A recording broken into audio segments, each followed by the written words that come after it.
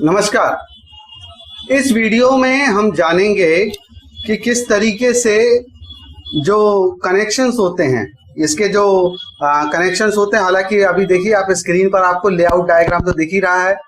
इसी layout diagram को हमने पैनल बोर्ड पे समझने की कोशिश की थी ऊपरी वॉशिंग मशीन के ऊपरी तरफ।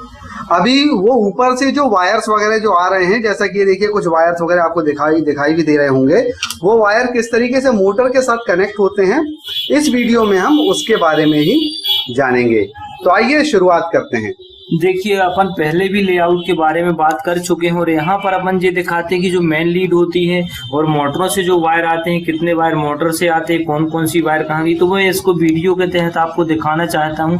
सबसे पहले आपको ये बताता हूँ कि जो मेन लीड है, ये अपनी मेन लीड है। ये देखो, ये मेन लीड है। मेन लीड जो देखो यहाँ से होती हुई, इस मेन लीड में 3 पॉइंट होते हैं, एक न्यूट्रल होता है, एक फेस होता है और एक अर्थ के लिए होता है। यहाँ से फिर अपन ने यहाँ जो वायर आई हुई है, ये लीड होके यहाँ आ गई है। यहाँ पर 3 वायर अपन को मिलते, ब्लैक वाला अपन मान लेते न्यूट्रल है, रेड वाले को फेस मान लेते हैं और ग्रीन वाला जो तार है, हरा जो तार है, वो अर्थिंग के लिए, जो इसमें बॉडी अर्थ के लिए कर दिया गया है। ये देखिए, अच्छा, ये यहाँ पे कहीं कनेक्ट हो गया होगा। जी, यहाँ से अपन ने टेपिंग करके और इसमें बॉडी में इसको अर्थिंग कर दी है। अच्छा, ये बॉडी में कनेक्ट हो गया है, अर्थिंग हो गई है, ताकि करंट वरेंट अपन को ना लगे, इसके लिए अपन अर्थिंग को दिया जाता है। क्योंकि ये दोस्तों पानी पे काम करना है, इसलिए है ना, बॉडी में करंट नहीं आना चाहिए। अब जो मेन लाइन है, जो फेस है, और फेस के साथ आप इसमें देखिएगा, मैं बहुत अलग से दिखाना चाहता हूँ। जो अलग से जो लगा हुआ है, जैसे लेआउट में भी अपन ने देखा था, यहाँ फ्यूज लगा है मेन सप्लाई के साथ, यहाँ भी रेड लाइन के साथ क्या लगा हुआ अपना, ये देखिए आप फ्यूज इसमें मैं दिखा रहा, ये 5 एम्पियर का फ्यूज है। यहाँ जो फ्यूज लगा है, फ्यूज अपन देखते हैं अब इसमें। ये देखिए, ये जो फेस वाला वायर, ये अर्थ जो था वो बॉडी में टच हुआ, और ये जो फेस वाला वायर है वो फ्यूज में 5 एम्पियर के फ्यूज में। अब अपन इसको फ्यूज को दिखाते हैं कि फ्यूज ये लगा हुआ है। इसको इस आराम से अपन को ये ऐसा निकालना है। ये फ्यूज होता है, इसको अपन चेक सीरीज के द्वारा करते हैं। ये किस प्रकार का फ्यूज है? ये फ्यूज अपना जो रहता है, जो इलेक्ट्रॉनिक्स टाइप का है, वह इसको बोलते फिलामेंट टाइप फ्यूज भी बोलते हैं इसको, ठीक है ना। जिसमें एक वायर रहता है अंदर, अगर बाई चांस ये नहीं है तो अपन डायरेक्ट इसको जोड़ भी सकते हैं उससे।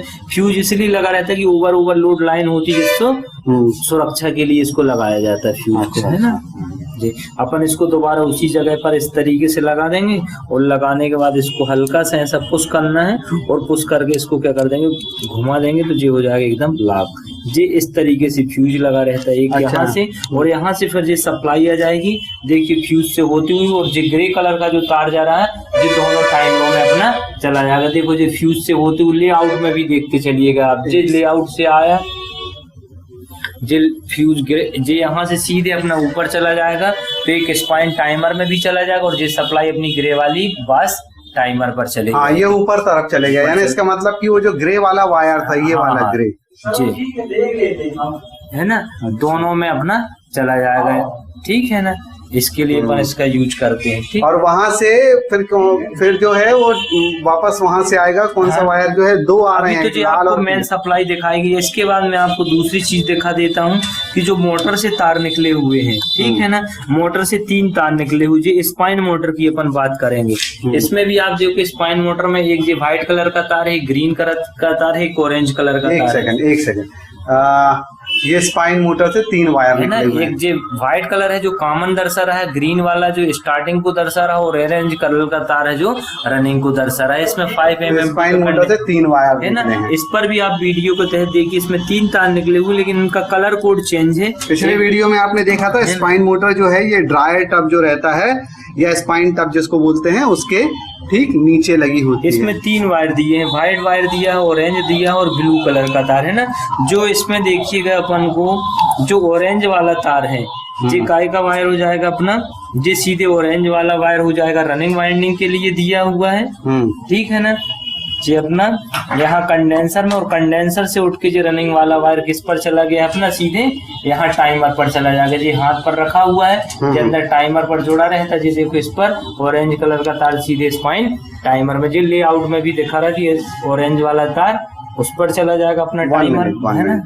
यहाँ से अगर हम इसमें देखें, ये ऑरेंज वाला वायर, हाँ, ये ऑरेंज वाला स्पाइन टाइमर से आया, यानी ये जो ये ऑरेंज वाला वायर, ये ऑरेंज वाला वायर, ये ऑरेंज और ब्लू कलर का जो तार है, ठीक है ना। ये रनिंग और एक स्टार्टिंग को दर्शा रहा है, ठीक है ना। किसको दर्शा रहा है? ऑरेंज और ब्लू। ये देखिए आप, इसमें कंडेंसर में भी दर्शाया है, एक ऑरेंज और ब्लू कलर का तार है, ये कंडेंसर से लगा हुआ, और कंडेंसर में एक रनिंग वाइंडिंग से उठ के सप्लाई चली जाएगी। और ये जो व्हाइट वाला वायर है, अब देखो ये एक रनिंग एक स्टार्टिंग हमेशा कंडेंसर पर लगा होता है। कंडेंसर से 4 सिरे निकले? नहीं, ये कंडेंसर डबल वैल्यू का। इसी कंडेंसर में 2 मोटरों की ऑप्शन है, एक स्पाइन मोटर के लिए भी दिया है और एक बास मोटर के लिए। जो स्पाइन मोटर कंडेंसर होता है उसकी वैल्यू कम होती है, इसमें 2.5 MFD दिखा रहा है, और इसमें कलर कोड भी दिया हुआ ब्लू और ऑरेंज। ब्लू और ऑरेंज कलर है 2.5 MFD के लिए, और कम जो वैल्यू होती है वो अपन स्पाइन मोटर के लिए दर्शाते हैं। और इसमें दिया हुआ है 5 MFD का कंडेंसर, जो रेड और येलो कलर का तार है। रेड और येलो कलर का जो तार है वो अपनी वास मोटर के तो लिए। कंडेंसर में क्लियरली लिखा हुआ है इससे। हाँ, ये कंडेंसर दोनों मोटर्स के लिए लगा हुआ है। हाँ, दोस्तों दोनों पावर अलग अलग रहता है, एक के लिए 2.5 MFD दी और एक के लिए 5 MFD। तो स्पाइन मोटर के लिए कम वैल्यू यानी 2.5 MFD वाला। और अधिक वैल्यू का रहता है वो हमेशा बास इसलिए रहता है क्योंकि बास मोटर लोड पर चलती है, इसके कारण उसकी वैल्यू ज्यादा रहती है। इस कंडेंसर में आप देखेंगे कि ये कंडेंसर दो मोटर्स के लिए उपयोग किया गया है। इसकी 2 वैल्यूज हैं, एक तो ये सामने जो आपको दिख रही है 2.5 माइक्रोफैरेड की, और दूसरा जो है ये 5 माइक्रोफैरेड का है। यानी इसमें 2 कंडेंसर्स हैं, और इसमें जो लिखा भी हुआ है कि नीला और ऑरेंज कलर का जो तार है वो 2.5 के लिए है, और पीला और लाल और पीला जो वायर है वो बास मोटर यानी 5 माइक्रोफैरेड वाली है ना, हैवी के लिए है। तो अपन यहाँ तो फिलहाल अभी अपन जो स्पाइन मोटर की जो बात कर रहे थे वो उसके सिरे 2.5 माइक्रोफैरेड से निकलेंगे, है ना, 2.5 है। तो ये दोनों इससे जो 3 तार निकले हुए ऑरेंज और ब्लू कलर के तार, ये दोनों कंडेंसर पर चले जाएंगे, और एक कंडेंसर से रेड कलर ऑरेंज कलर से उठ के सप्लाई अपनी स्पाइन टाइमर पर चली जाएगी। और देखिए इससे जो व्हाइट वाला तार है जिसको अपन बोलते हैं कॉमन वायर, कौन सा वायर है? न्यूट्रल है। तो जो ब्लैक वाली लीड से जो निकला हुआ है, लीड से निकला है, तो जो बास स्पाइन मोटर को भी न्यूट्रल दिया गया है। ऐसे इस मोटर से भी 3 तार निकले हुए, देखो रेड वाला तार निकला है, येलो कलर का और व्हाइट। जो कौन सी मोटर की बात कर रहे हैं अपन? बास मोटर। तो कॉमन दोनों में समान चला गया। इसमें लेआउट में भी आप देखिए व्हाइट कलर में स्पाइन मोटर में भी न्यूट्रल चला गया है, और बास मोटर में भी न्यूट्रल बराबर चला गया है, ठीक है ना। ये है तो न्यूट्रल हमने वॉश मोटर को और स्पाइन मोटर दोनों को दे दिया हुआ है। और ये हमने किस वायर के थ्रू बताया है? ये कौन से रंग का वायर है? ब्लैक कलर का, तो व्हाइट कलर का तार है, व्हाइट कलर है ना। ब्लैक न्यूट्रल हो गया, और यहाँ मोटर में व्हाइट तार कॉमन दोनों का। अच्छा। इसके बाद इसके जो दोनों वायर निकल के ज्वाइंट कहाँ पर है? जी यहाँ पर ज्वाइंट दिए है जी, है ना। जी दिख रहा है व्हाइट और ब्लैक वाला था। ये खुला हुआ इसलिए क्योंकि ये प्रैक्टिकल के लिए है, इसलिए दिखाने के लिए सब सील्ड रहते हैं, पैक रहते हैं टेपिंग के द्वारा। जब छात्र जब प्रैक्टिकल करता है तो इनको बार बार कनेक्ट करता है, फिर डिस्कनेक्ट करता है, खोलता है, खुद वायरिंग की प्रैक्टिस करता है। तो ये अभी फिलहाल ये वायरों का जंजाल दिख रहा है, हो सकता है इसमें हम कंफ्यूज हों, लेकिन अगर लेआउट के साथ इसको अगर हम मिलाते हुए चलें इसके सर्किट डायग्राम के साथ, जो कि हम पहले वीडियो में जान चुके हैं, तो आपको और आसान हो जाएगा, है ना। ऐसे ही अपन बास मोटर का भी 2 तार हैं, एक येलो और एक रेड कलर का तार, जी दोनों कंडेंसर पर आए हुए हैं, और कंडेंसर से दोनों वायर, एक येलो कलर का और एक जो रेड कलर का तार। कल हमने बताया भी था इसके पहले वीडियो में कि दोनों वायर रिवर्स फॉरवर्ड, इसलिए रनिंग और स्टार्टिंग दोनों तार किस पर चले जाएंगे? जो देखो रेड और येलो कलर के तार दोनों बास मोटर में चले गए, ताकि ये मोटर रिवर्स और फॉरवर्ड जिसको सप्लाई मिलेगी उस पॉइंट को वो उल्टा और सीधा घुमाता रहेगा, क्लॉकवाइज एंटी क्लॉकवाइज। ये है, इस तरीके से अपन वायरिंग देख लेते हैं, है ना।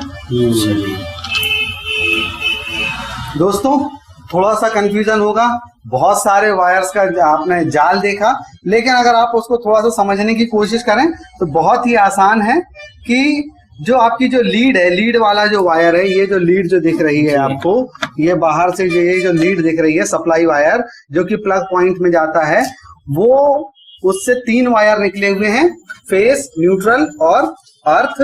तो फेस जो है वो फ्यूज से होते हुए टाइमर और स्विचेस से होते हुए मोटर्स में जाता है, जबकि जो न्यूट्रल वाला वायर है वो डायरेक्टली मोटर्स में कनेक्ट होता है। कलर कोड से हो सकता है कंफ्यूज हो जाए, लेकिन सिंपल सा कनेक्शन होता है। अर्थ वायर सीधे बॉडी में टच होता है, सीधे बॉडी में टच होता है यहाँ पर, और फेस वाला वायर है वो अलग अलग स्विचेस के थ्रू, कंडेंसर के थ्रू मोटर तक जाता है। इसमें एक विशेषता आपने देखी कि ये जो कंडेंसर लगा हुआ है, ये एक ही कंडेंसर के अंदर दो कंडेंसर हैं, दो अलग अलग वैल्यू वाले कंडेंसर हैं।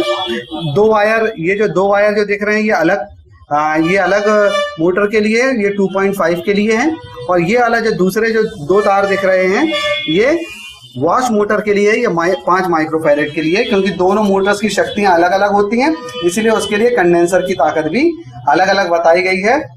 तो कंडेंसर्स के थ्रू हम इसमें सप्लाई देते हैं। इसके अलावा जो स्पाइन मोटर होती है उससे 3 वायर निकले हुए हैं, 2 वाइंडिंग के निकले हुए हैं, 2 अलग अलग वाइंडिंग के तार हैं और एक न्यूट्रल का तार है। जबकि इसमें भी 3, यहाँ से भी 3 सिरे निकले हुए हैं। इसमें भी एक कॉमन वायर यानी न्यूट्रल का वायर है और बाकी 2 हैं जो वाइंडिंग के हैं, जो कि रिवर्स और फॉरवर्ड मोटर को घुमाते हैं। तो ये वॉशिंग मशीन का एक पूरा मकड़ जाल आपके सामने हमने प्रस्तुत किया, लेकिन उम्मीद करते हैं इसको और लेआउट डायग्राम को बार बार आप समझने से, यानी लेआउट डायग्राम को जो हमने एक्सप्लेन किया था उसको और इस वीडियो को बार बार देखने से, उनको कंबाइन करने से ये मकड़ जाल आपके लिए बहुत ही ज्यादा समझने लायक और आसान सर्किट आपको दिखेगा। इतने सारे वायरों से उम्मीद करता हूं आप उलझेंगे नहीं। तो वॉशिंग मशीन में केवल इतना ही।